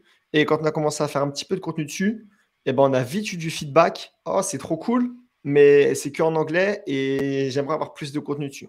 Ok. Et après, donc, du coup, j'ai envoyé un message à Joe de FinSuite et je lui ai dit bah, tout simplement que je pensais qu'il y avait quelque chose à faire sur une version en française. Ouais. Et après, bah, du coup, on a discuté de ça et puis ça s'est lancé. Et aujourd'hui, il y a une vingtaine de langues, je crois, qui vont être traduites. Donc, c'est Ouais, trop ça, cool. il y en a trois actuellement et il y en a, ouais, là j'en ai 12, enfin Ok, du coup j'en ai 3 et j'en ai 9 qui sont en coming soon. ok, cool. Mais ouais, c'est en train de se spread, Hmm. de Bah, se propager clairement, partout. et ce qui est fou, c'est que bah, du coup, c'est la communauté francophone qui a lancé ce mouvement-là, parce que moi, Ouais. c'est des messages que j'avais eus bah, de membres de la communauté qui m'ont dit ça serait cool de faire plus de contenu en français, ou j'aimerais me lancer sur Client First, mais vu que tout est en anglais, j'ose Hmm. pas. C'est une barrière. Et du coup, bah, j'ai dit à Joe, en fait, il y a quelque chose à faire sur la traduction. Et Ouais. aujourd'hui, bah, voilà, une douzaine de langues, et c'est un mouvement qui se propage, c'est cool. Mais c'est une excellente base et je trouve que Mm. en fait, c'est l'approche no-code de manière générale qui prend ça, mais souvent, moi, ce souvenir d'avoir bossé avec des développeurs qui me disaient, bah non, c'est le code que j'ai créé, etc. Si le client il veut arrêter de bosser avec moi, enfin, ça va lui coûter, je vais lui vendre voilà, je vais lui vendre l'export du projet, etc. Ouais. Et en fait, le client, il est propriétaire de que dalle. Mm. Et en fait, ça, c'est ce contre-pied qu'amène le no-code, encore plus Webflow et encore plus avec Client First, c'est écoutez, aujourd'hui, c'est nous qui vous concevons votre refonte de site avec Client First, etc. Si demain, vous avez quelqu'un en interne potentiellement qui doit reprendre le site, eh ben, vous pouvez bosser avec lui et vous pouvez arrêter de bosser avec nous, il n'y a pas de problème parce qu'on a choisi une nomenclature qui est généraliste, qui est utilisée partout, etc. Et je trouve que ça, c'est quand même une force, mine de rien, de vente aussi incroyable parce que le client, il n'est pas dépendant de toi et toi, ou dépendant de Mm. Digidop, et c'est inégalable aujourd'hui. Clairement. Et nous, notre KPI numéro un, c'est satisfaction client. Et quand Mm. tu livres à ton client et qu'il ne se sent pas enfermé, bah, direct, il est satisfait, direct, Ouais. il est plus détendu, il est relax et il se dit, OK, bon, parce que text color red, enfin, ça paraît cohérent. Mm. Et donc, du coup, il se sent un peu libéré de cette charge mentale de comment est-ce que je vais gérer mon site, est-ce que je suis dépendant de l'agence. Ouais. Et ça assainit tout de suite votre relation. Ouais, c'est clair. Bah, ça facilite aussi, voilà, ça facilite la reprise, ça facilite la collaboration. Comme tu disais, si demain tu n'es pas disponible et que quelqu'un doit faire une intervention rapide sur le site, bah, la personne elle se connecte et puis elle intervient direct. Ça me soulève une autre question. Aujourd'hui, comment vous fonctionnez? Est-ce que les sites conçus par Digidop sont gardés sur le compte Webflow de Digidop ou est-ce que vous leur laissez, vous faites un transfert? Dans ce cas-là, vous leur laissez la main sur tout et vous intervenez que pour de la maintenance ou il n'y a pas vraiment de maintenance, mais sur l'intervention. Comment ça se passe une fin de projet, on va dire, avec Digidop? Alors, une fin de projet avec Digidop, déjà, ça se passe toujours par une phase de formation. Nous, on forme nos Ok. clients à prendre en main Webflow. On ne livre pas de site juste livré comme ça, clé en main, et après, le Mm. client se débrouille. Parce qu'au final, si vous faites ça, enfin, après, c'est notre conseil, hein, si vous voulez monter une agence, mais si vous faites ça, bah, le client, au final, il va être hyper dépendant de vous, voire pire, il n'arrivera pas à faire ce qu'il veut faire dans Webflow, et du coup, il ne sera pas satisfait pleinement de son site Webflow. Aujourd'hui, Webflow, c'est moins d'1% du marché mondial en Mm. termes de volume, en termes de CMS. Donc, il faut aussi avoir en tête que vous êtes prescripteur des futurs sites Webflow qui vont être vendus. Donc, il faut Ouais. vraiment que l'expérience client Webflow elle soit nickel pour qu'on récupère les parts de marché de WordPress, en Mm. partie par exemple, et que le mouvement grandisse. Ouais. Donc, ça, c'est important. Donc, nous, pour veiller à ça, on forme, on éduque et on explique comment prendre en main ton Webflow. Et après, non, par contre, tout est sur le projet des clients, on garde rien chez Ok. nous. L'objectif, c'est vraiment, demain, tu veux plus travailler avec Digidop, tu travailles plus avec Digidop. Et aussi, au début, on avait quelques projets sur Digi. Mais le problème, c'est que Webflow, si Webflow monte leur prix, bah, du coup, vous montez votre prix de votre facture ou vous gagnez Ouais. rien, hein. Vous refacturez juste. Mais le client va vous dire pourquoi vous avez augmenté vos prix cette année alors que c'est pas vous, c'est juste Webflow qui a augmenté ses prix. Donc nous, on se décharge de cette partie négociation où on gagne zéro Ouais. et qui du coup abîme la satisfaction client entre guillemets pour rien. Ouais. Et du coup, ça, on laisse Webflow gérer leur stratégie de pricing.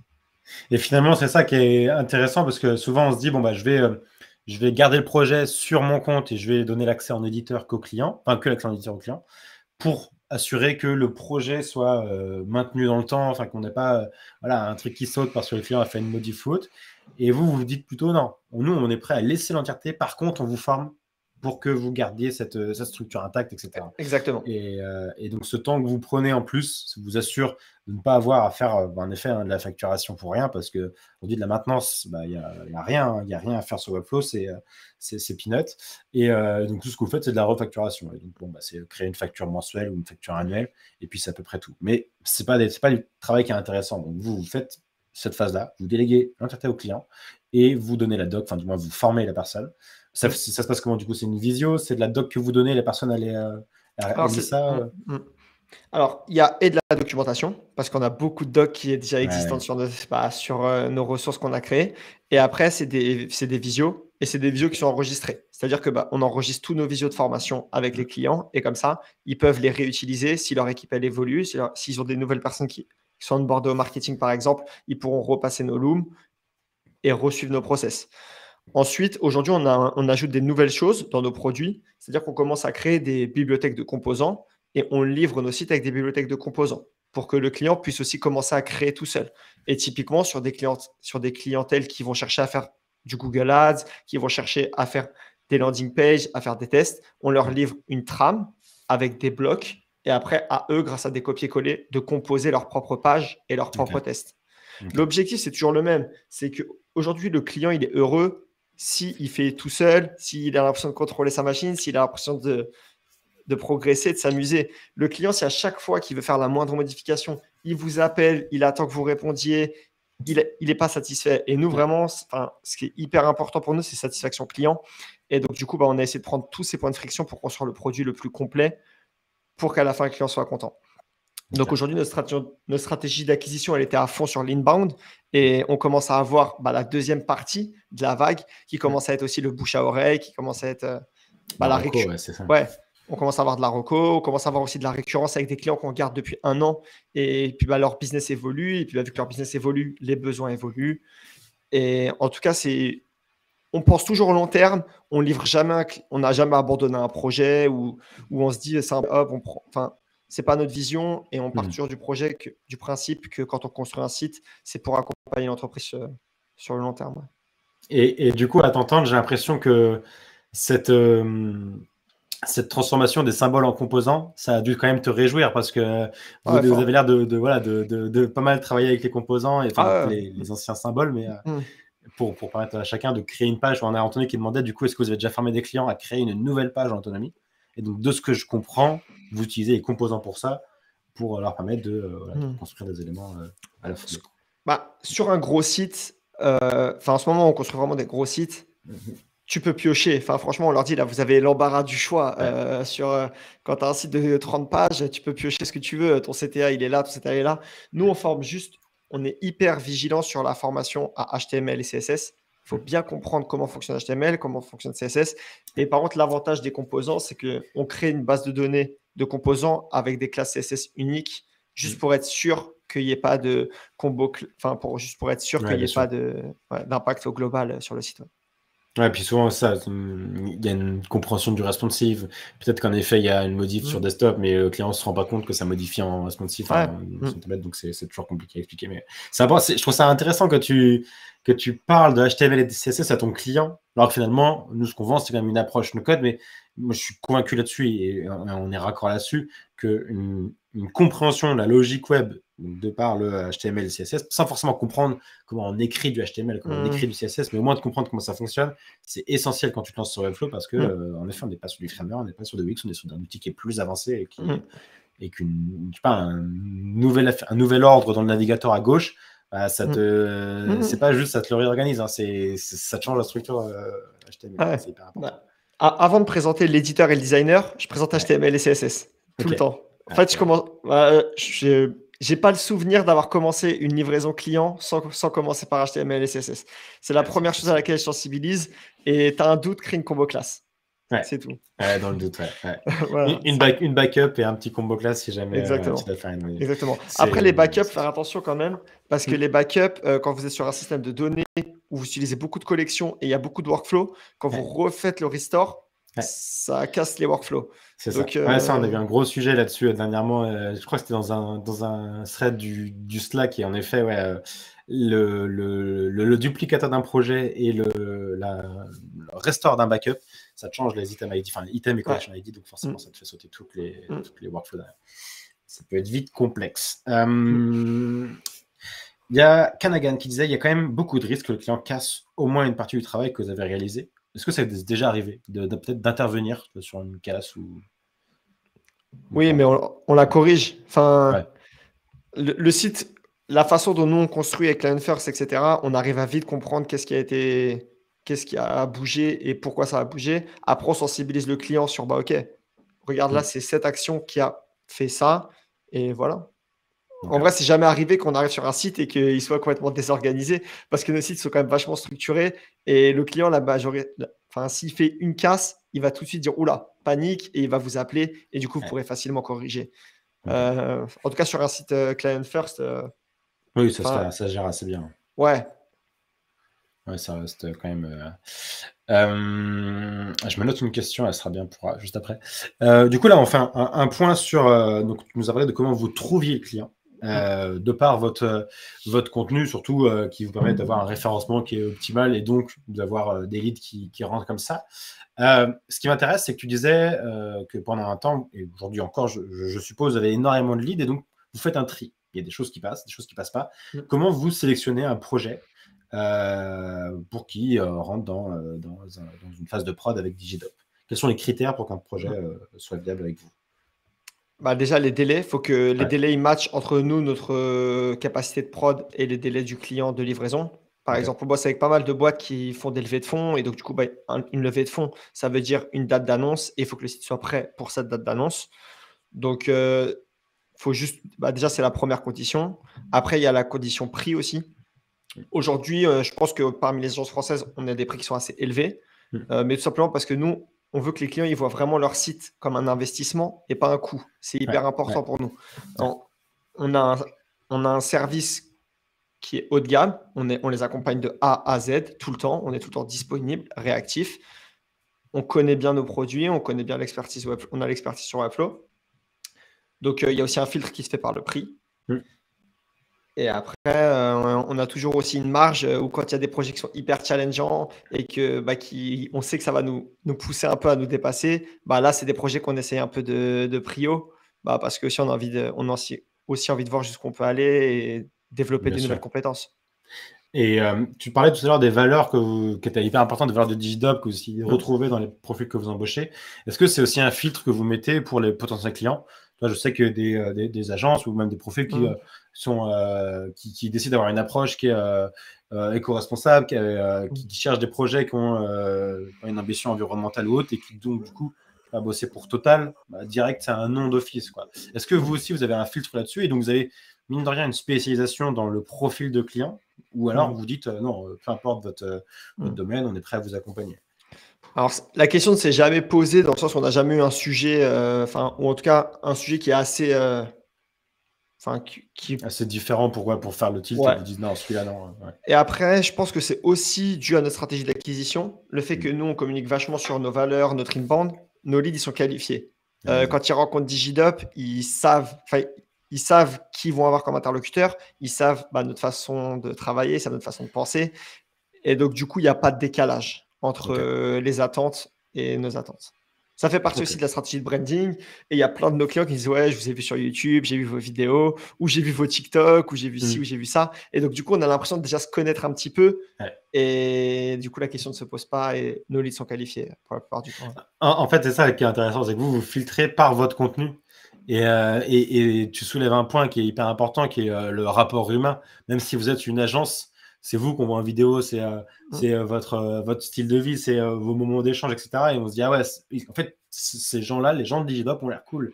J'ai envie de bosser avec des gens cool et donc ça force au trait. C'est vrai que si vous aviez une image peut-être très carré, que vous bossiez tous en costard cravate et je pense que vous ne toucheriez pas aussi la même clientèle. Donc, mine de rien, ça fait un filtre et ça montre aussi bah, voilà, qui vous êtes et ça donne envie de bosser avec vous ou non. Hein, Ou dans non. les deux cas, ça marche. Dans le sens. Après, c'est quand même assez. Enfin, il faut quand même faire hyper attention sur cette stratégie de communication. C'est qu'il faut être hyper régulier sur le produit. Parce que du coup, si on a cette image un peu cool, si le produit qui sort, il n'est pas nickel, là, c'est pas pareil. Donc, du coup, c'est aussi pour ça qu'on est une boîte qui, quand même, de base, nous, on travaille vraiment le produit. Ouais. C'est aussi ça qui fait la force de DigiDop, c'est le produit qui sort. On a X cas clients qui le démontrent que notre produit, il apporte de la valeur et qu'on ne crée pas juste un site, on crée une machine à lead, entre guillemets. Typiquement, à un moment, on travaille avec Slick. Slick, c'est une agence TikTok. En 48 heures, on les a mis premiers en SEO sur la requête agence TikTok. Évidemment que ça a un impact énorme pour un business en termes d'inbound. Ok. En 48 heures, les premiers impacts SEO, c'est quand même très, très. Et là, c'est même pas premier impact. C'est en 48 heures, ils étaient premiers sur la requête. La plupart des clients qui vont vous dire une stratégie SEO, c'est sur du long terme, etc. Non, il y a aussi des quick wins pour avoir des grosses performances en court terme. Ok, intéressant. Aujourd'hui, du coup, on a beaucoup de personnes dans la communauté, et puis même sans doute avec nous ici, qui démarrent leur vie de freelance, qui démarrent leur vie de dev Webflow, j'ai envie de dire de manière générale, qu'après qu'on choisisse la voie du salariat, la voie du freelance, etc. Qu'est-ce que tu pourrais donner comme conseil à ces profils-là pour soit optimiser, on peut faire en deux temps si tu veux. On va partir sur d'abord le salariat. Comment quelqu'un qui démarre en freelance et qui souhaite rejoindre une agence, une entreprise pour apporter son expertise freelance, comment il doit faire pour se démarquer, comment il doit faire pour communiquer et se faire connaître? Quel conseil tu donnerais? Déjà, je vais split la réponse en deux parties. Parce que je trouve qu'en ce moment, ça a l'air d'être vraiment un sujet à la mode. C'est à la mode d'être freelance. Et comme si un peu travailler en agence, c'est un peu la honte et travailler freelance, c'est cool. Déjà, j'aimerais vraiment que ce soit split parce que pour moi, ça peut être hyper cool aussi de bosser en agence. Il y a plein d'avantages à bosser en agence qui sont très peu. Il y a peu de communication dessus. On dit beaucoup les avantages du freelance, mais on ne parle pas beaucoup des avantages de travailler en agence.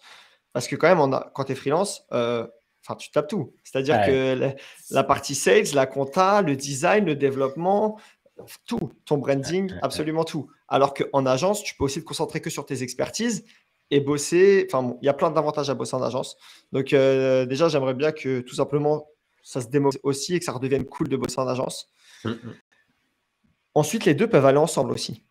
C'est aussi une chose, c'est que vous pouvez, si vous aimez bien aussi ce côté freelance, vous pouvez aussi avoir un job en agence, énormément apprendre en agence, parce que vous allez être avec d'autres profils, et en étant avec d'autres profils, vous allez apprendre.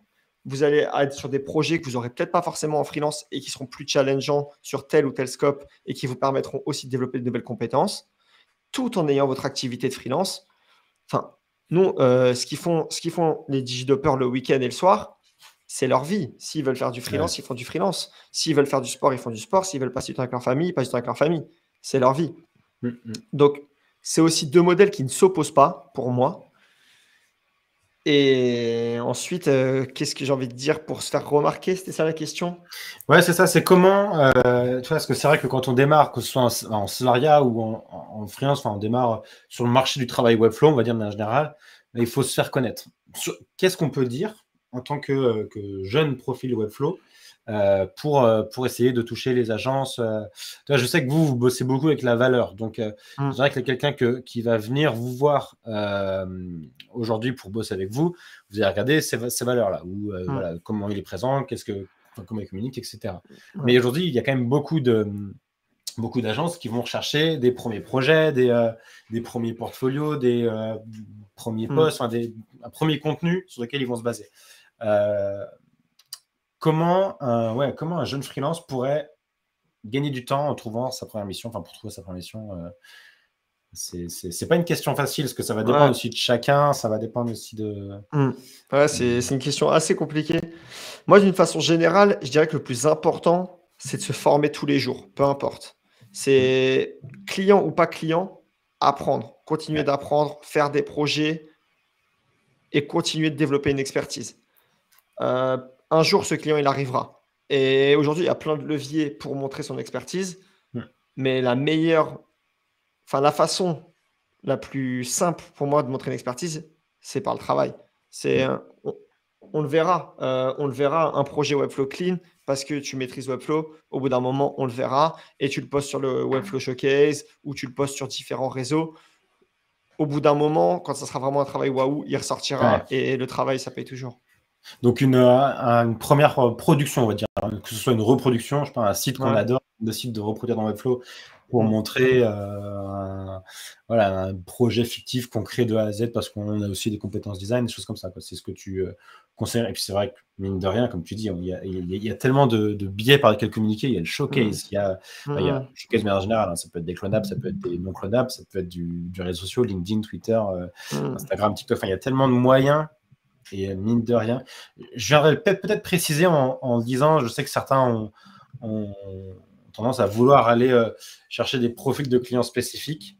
Peut-être qu'au début, on va prendre des projets un peu plus larges, de manière, on va pas faire le difficile forcément sur le profil du client, mais par contre, après, prendre en compte que ce client-là, il a des réseaux sociaux sur lesquels on va pouvoir le trouver et d'autres non. Par exemple, un client qu'on va trouver sur LinkedIn, peut-être qu'on ne l'aurait jamais croisé sur TikTok. Et du coup, le client qu'on va trouver depuis TikTok ou Instagram, c'est peut-être pas le même que celui qu'on va trouver depuis LinkedIn. Et dans ce cas-là, choisir à un moment ses réseaux. Mais ouais, c'est pas forcément facile. Et je pense qu'en effet, il y a un travail de production qui me paraît essentiel au début, de produire pour montrer, quoi. Juste pour montrer. Ouais, et puis pour apprendre. Aussi, surtout pour apprendre. Bien sûr. Ouais. Franchement, surtout pour apprendre. Au début, il n'y a pas de secret. Hein. Webflow, si vous voulez apprendre Webflow, si on parle du cas Webflow, il n'y a pas de secret. Il faut mettre les mains dedans. Et voilà, vous prenez une page, vous la reproduisez. Et vous prenez une page, vous la reproduisez. Je sais que Thibaut, au début, il faisait beaucoup ça. Typiquement, il se connectait sur LinkedIn. Un jour, il se connectait sur LinkedIn. Il s'est dit, OK, je vais recréer LinkedIn sur Webflow. Et en vrai, des idées d'inspiration comme ça, il y en a plein. Il y en a vraiment plein. Et juste vous challengez vous-même et pas avoir forcément besoin d'un client pour vous challenger. Et dans tous les cas, ce que vous apprenez, c'est pour vous. Et vous le réutiliserez un jour ou l'autre. Ok. Donc, juste apprendre. C'est intéressant aussi ce que tu disais. Et il me semble que tu en aies parlé dans un post, alors je ne sais plus où forcément, mais du fait que tu prônes la formation perpétuelle. Hein, le fait de vraiment toujours. Alors ça peut être de la formation sur Webflow pour encore devenir meilleur sur Webflow, mais ça peut être des formations sur d'autres choses, sur de la communication, sur du design, sur, je sais pas, on voit beaucoup de JS, JSAP en ce moment. Et ouais, ça, je trouve que c'est hyper important, quoi, de toujours être à la recherche de la progression. Pour deux choses. Surtout dans notre industrie, en vrai, dans l'industrie tech, il y a ce qu'on appelle le pivot, la stratégie de pivot, et il y a des technologies qui sont des pivots technologiques. Et en vrai, il faut toujours se poser la question, OK, est-ce que je persévère ou est-ce que je fais un pivot? Donc, typiquement, pour moi, Webflow, c'était un pivot technologique au moment où les agences WordPress, elles devaient décider, est-ce qu'on persévère sur WordPress ou est-ce qu'on prend une nouvelle techno, on pivote et on part sur la Webflow techno? Par chance pour nous, très peu d'agences WordPress ont pivoté. Ils ont toutes choisi la persévérance. Donc, du coup, si le mouvement Webflow continue, et nous, on est all-in, donc on y croit, on aura pris de l'avance en ayant fait ce pivot naturellement, puisqu'on est arrivé au bon moment, entre guillemets. Je vois hashtag les startups. Mathilda, si tu as lu le livre, il est très, très cool. C'est un super bouquin produit. Mais voilà, c'est juste. Et donc, du coup, pour prendre les meilleures décisions, c'est hyper important d'être ouvert d'esprit, de continuer de se former et de se tester sur des nouveaux outils. Et ok, je sais pas si c'était la fin de la phrase. Non, mais vas-y, enchaîne. Non, mais c'est exactement ça. Je trouve que c'est toujours intéressant. Et en fait, c'est quelque chose on peut avoir l'impression de perdre du temps au début parce qu'on se dit non, il faudrait plutôt que de me former, il faudrait que je passe du temps à faire autre chose, etc. Et en réalité, non, c'est quelque chose qui vous sera toujours utile plus tard. Ouais, carrément. Parce que, comme tu disais, par exemple, vous avez monté en gamme en termes de projets au fur et à mesure de votre évolution. Et donc, monter en gamme, ça veut dire, OK, certes, des projets plus gros, des projets avec des budgets plus gros, mais ça veut dire des contraintes aussi techniques potentielles plus grosses. Et donc, il faut être aussi backé avec des connaissances pour pouvoir y répondre. Et c'est là où, en fait, ces acquis que vous avez emmagasinés au fur et à mesure des journées vont vous être utiles. Donc, ce ne sera jamais perdu. Une phase d'apprentissage, c'est jamais inutile. Surtout que nous, on demande de documenter. Donc, vu que c'est documenté en interne, ça profitera surtout à toute l'équipe. Typiquement, c'est l'exemple que j'adore utiliser. Mais moi, apprendre Webflow, ça m'a pris 1 an. Thibaut, ça lui a pris 6 mois. Et aujourd'hui, quand je vois le niveau d'Anna au bout de 2 mois, je pense qu'au bout de 3 mois, elle sera à notre niveau. Elle sera à mon niveau que j'avais au bout d'1 an. Donc, et au final, c'est ça. C'est l'apprentissage, le partage. C'est juste hyper puissant comme levier. C'est hyper puissant comme levier. Excellent. Donc, Lean Startup. Et on a aussi, vous êtes unique, montrez-le, de Welcome to the Jungle. Voilà, je connais pas. si vous avez du temps à y consacrer pour ces fêtes de fin d'année, n'hésitez pas. C'est le cadeau parfait et le temps adapté pour les lire. J'aimerais bien faire un petit défocus, on va dire, parce qu'on a fait pas mal de focus sur des points un peu spécifiques. On parle beaucoup de Webflow. Est-ce que chez Digidop, vous utilisez d'autres outils no-code? On a parlé un tout petit peu de Zapier, Make. Est-ce que c'est des choses que vous proposez aussi potentiellement en prestation? Alors, beaucoup moins aujourd'hui. Pourquoi? Parce qu'aujourd'hui, on a choisi de bien délimiter les scopes de notre projet. C'est hyper important aussi quand vous êtes une agence, en tout cas pour nous, de vraiment choisir notre spécialité et notre champ d'expertise. Par contre, on a une connaissance outil générale. C'est-à-dire qu'on comprend Make, enfin, on pourrait vendre du Make, on pourrait vendre du Airtable, on pourrait vendre du Zapier, mais on décide de ne pas le vendre, juste d'apporter ça en bonus au client. C'est-à-dire que oui, on connaît, et donc du coup, oui, on peut les intégrer. Par contre, ce n'est pas une prestation à part entière. Aujourd'hui, notre stack outil, vraiment notre stack outil, core outil, elle est composée de Figma, parce qu'on fait aussi, on a beaucoup parlé de Webflow, mais notre team, il y a plus de designers que de développeurs actuellement. Donc, on est quand même plus axé, enfin, on fait beaucoup de design. Donc, il y a Figma, bien sûr, avec tout ce qui va avec. Donc, design web, je précise bien, on reste sur de la maquette, vous ne faites pas de branding. Hyper important. Donc, tu vois, tu fais bien justement délimiter les scopes, le sujet dont je parlais, délimiter les scopes. Nous, on fait que du design web. On ne fait pas de branding, pas d'illustration. On ne crée pas une identité de marque, si ce n'est celle de Digi. Et donc voilà, donc c'est du maquette, c'est du UX, c'est du UI. Après, c'est du design web avec la connaissance Digidop. Donc, c'est-à-dire qu'on y apporte la connaissance SEO, on y apporte la connaissance Webflow, on y apporte notre expertise business et on y apporte notre expertise UX et UI. Donc aujourd'hui, voilà ce qu'on propose. C'est important aussi. Figma et Webflow. Et tous nos projets commencent par ce qu'on appelle un design sprint, où pendant 2 heures, on va échanger avec le client. C'est-à-dire qu'on va échanger sur comprendre son business, comprendre ses enjeux. Et je ne sais pas si vous avez déjà fait des SWOT ou ces systèmes. Si. Bon, voilà. En gros, on va reprendre un peu toutes ces méthodes business pour vraiment comprendre sur quel point on va insister dans le design et comment est-ce qu'on va retranscrire les objectifs du client dans le design puis dans le développement. C'est ça. Pour repréciser rapidement, un SWOT, donc, on a donc c'est les initiales de 4 mots en anglais qui en français donnent les forces, faiblesses, les opportunités et les menaces. Et ça permet de définir un petit peu où est-ce que le business en est à un instant T et donc de comprendre ce sur quoi il faut miser, les opportunités, les forces et ce à quoi il va falloir faire attention. Donc ces menaces et ces faiblesses également. Là, je l'ai fait en cours. En vrai, c'est un design de 2 heures, donc il y a plein de matrices. On ne fait pas que du SWOT, j'ai que cet exemple-là. Mais c'est vraiment, l'objectif, c'est de travailler sur une démarche business avec la boîte. Donc, essentiellement, Figma, Webflow. Après, en interne, pour échanger, on utilise Coda, Slack. Coda, ok. Coda, c'est pas souvent qu'on me parle de Coda. Ouais, mais en fait, à l'époque, il n'y avait pas d'automatisation avec Notion. C'est vrai. Et donc, du coup, Toto, à ce moment-là, il était à fond make, et tout. Et donc, du coup, on était parti sur Coda. Aujourd'hui, on se pose la question de passer sur Notion, mais essentiellement pour les clients, en fait. Parce que les clients utilisent beaucoup Notion. Et donc, du coup, quand on apporte Coda, on a l'impression d'apporter un nouvel outil dans leur stack. Et on change leurs habitudes. Alors que si on avait amené un Notion, qui est en soi pareil, bien sûr. Ça aurait été peut-être mieux accepté. Ça aurait été peut-être mieux accepté et ça aurait été peut-être plus facile pour la partie gestion de projet. Donc aujourd'hui, c'est pour ça qu'on se pose la question. Sinon, l'outil fonctionne très bien. Mais essentiellement, là, vous avez notre stack. Après, on utilise évidemment, on utilise plein des outils, mais ça sert à rien que je rentre dans toute la stack et il y a beaucoup, beaucoup d'outils. Mais... Un qui me plaisait bien et que j'utilise aussi très fréquemment, c'est Loom, qui je trouve est essentiel aujourd'hui. On évite.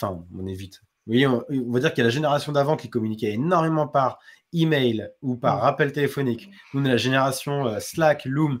Donc, on envoie des messages rapides, on interagit beaucoup plus rapidement. Et s'il y a des besoins d'aller beaucoup plus loin, on ne va pas faire un email de 3 pages, on va plutôt faire un Loom qui va durer, qui est gratuit, si mes souvenirs sont bons, en dessous de 5 minutes.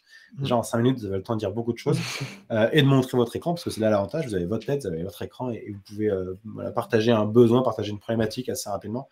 Donc, je trouve que c'est quand même un outil indispensable dans la stack. Et après, alors évidemment, voilà, il y a la team Tela qui arrive dans le chat. Mais c'est vrai que voilà, ces outils-là de discussion asynchrone, ou de présentation asynchrone, sont essentiels aujourd'hui. Je réfléchis un peu à d'autres outils, mais dont on aurait pu parler tout à l'heure.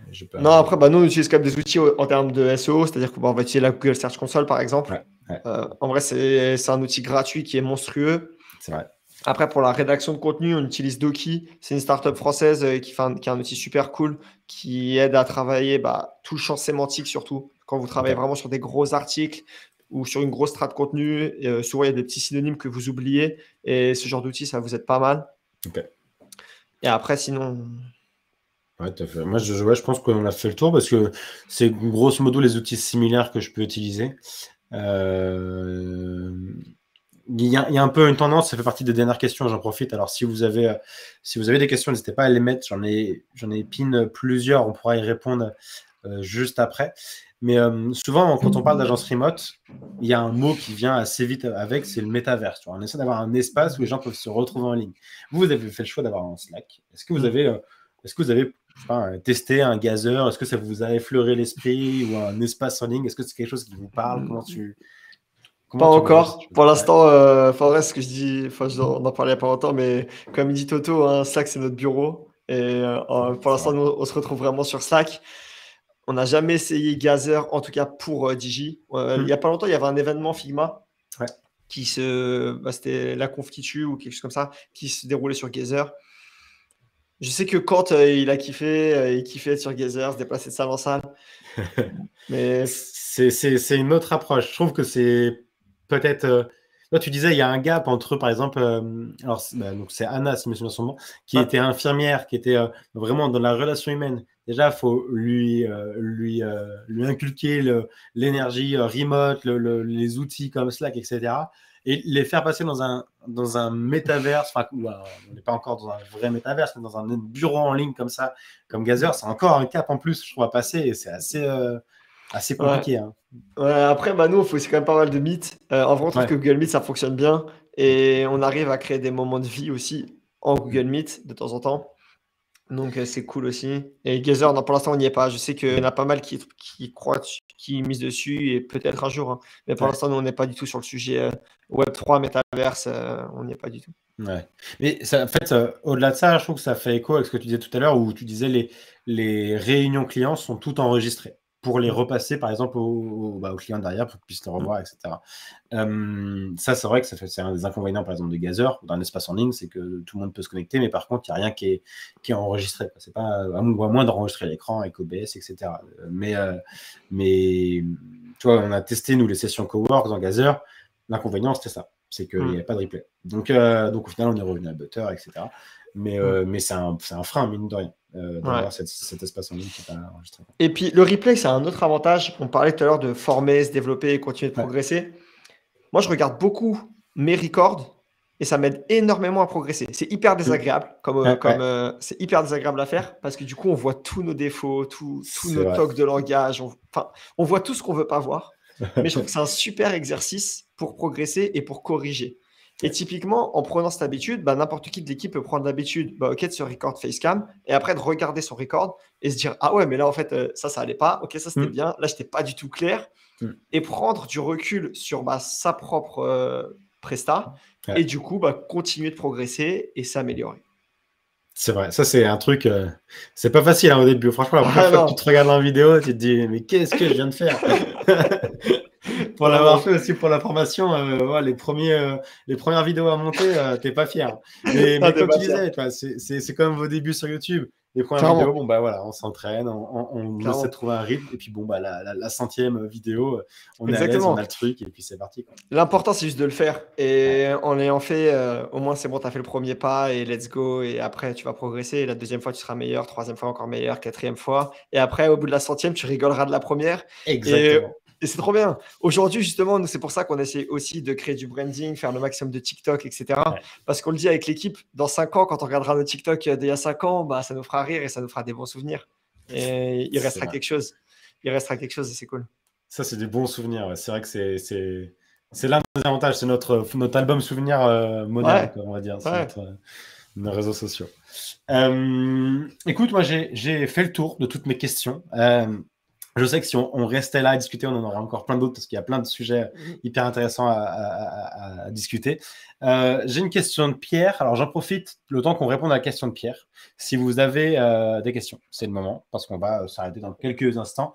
Donc, voilà, si vous avez des questions à poser à Flo ou à toute l'équipe de Digidop, j'ai vu qu'il y en avait aussi quelques-uns dans le chat avec nous qui ont fait un super travail de lien. D'habitude, c'est moi qui partage les liens et je vois que là, il y a eu pas mal de liens sur l'académie, sur TikTok, sur Instagram, etc. Donc, franchement, merci. Merci Thomas, surtout, je vois. Mais très, très cool. Je note ma petite question de Pierre. Donc, est-ce que vous proposez des services récurrents, notamment sur la partie SEO, parce que c'est vrai que c'est un sujet qui peut être assez récurrent et pas en one-shot, sur plusieurs mois, donc pour certains de vos clients? Alors, on propose de la formation aux bonnes pratiques, c'est-à-dire vraiment le bon sens. C'est-à-dire que nous, aujourd'hui, on a une expertise SEO qu'on met en place qui fait ses preuves. Aujourd'hui, Digidop, pour donner un peu de contexte, il y a un an, on était à 10-15 clics jour en SEO. Aujourd'hui, on fait plus de 1000 clics jour SEO sur notre site. Donc, on a quand même un gros trafic SEO. Donc, nous, ce qu'on fait, c'est qu'en fait, on va éduquer et former les clients à l'ensemble des bonnes pratiques. On peut aussi les accompagner sur les conseiller sur leurs requêtes, analyser leurs résultats et leur donner des axes de réflexion. Mais on ne va pas faire du SEO pur et dur. C'est-à-dire qu'on n'est pas une agence SEO, on est une agence Webflow. Donc, une fois de plus, délimiter notre scope. Et même si peut-être qu'on pourrait le faire, on ne le fait pas, ou en tout cas, on le délivre plus on top. Ok. Je ne sais pas si ça a répondu à la question. Je pense que ça reprend un petit peu ce que tu disais avec les besoins make, etc. C'est des choses qui arrivent en plus. Exactement, c'est des choses qui arrivent en plus. Vraiment, c'est des choses qui arrivent en plus qu'on propose. Et en vrai, en SEO, c'est vraiment ma vision du SEO, hein, mais il n'y a rien de très, très, très technique. C'est juste beaucoup de choses à avoir en tête, une checklist à respecter et des bonnes pratiques à mettre en place. Donc, nous, ce qu'on va faire, c'est qu'on va former l'ensemble de l'équipe marketing aux bonnes pratiques. On va leur livrer une checklist. Et une fois qu'ils auront leur checklist et l'ensemble des bonnes pratiques, ils n'auront plus qu'à l'appliquer. Après, techniquement, la partie technique SEO, nous, on s'en est occupé dans Webflow, donc vous avez plus besoin de vous en occuper. Ok. Après, on peut avoir besoin sur des sujets plus spécifiques, de l'obfuscation de liens, des choses comme ça, mais ça, on fait pas. Sur on va dire les 3 quarts SEO, c'est déjà géré en amont dans Webflow directement. Donc, stratégie plus formation. Mais du coup, pas toute l'exécution. Par exemple, sur les liens, on va vraiment former et sensibiliser au maillage interne, comment fonctionne le maillage interne. Après, tout ce qui est netlinking, etc., déjà, moi, j'y crois pas trop sur le long terme, pour plusieurs raisons, mais j'y crois pas trop. Et aussi, pour nous, on travaille vraiment le SEO avec du bon sens. Et donc, du coup, fais du contenu cool, tu auras du netlinking adapté parce que les gens prendront tes articles, etc. Ouais, ils les relayeront, etc. Exactement. Donc, top. Bah écoute, de mon côté, tu as répondu à toutes les questions. On avait une question de Kanagan qui demandait s'il y avait un endroit spécifique pour postuler chez Digidop. Et dans la foulée, Thomas a répondu avec la page carrée. Donc, il est chaud. Il est prêt à dégainer, Thomas. Il est chaud, Toto. Toto est chaud. Et franchement, moi j'ai passé un super moment. On a fait 1h30 de live. Trop cool. J'ai trouvé ça hyper intéressant, hyper inspirant. Je suis curieux de savoir ce que vous en avez pensé dans le chat. Il y avait quand même beaucoup d'échanges, donc c'est cool. Beaucoup de questions, beaucoup de propos qui rebondissent sur ce que tu disais. J'ai l'impression que ça a plu, mais les gens vont nous le dire.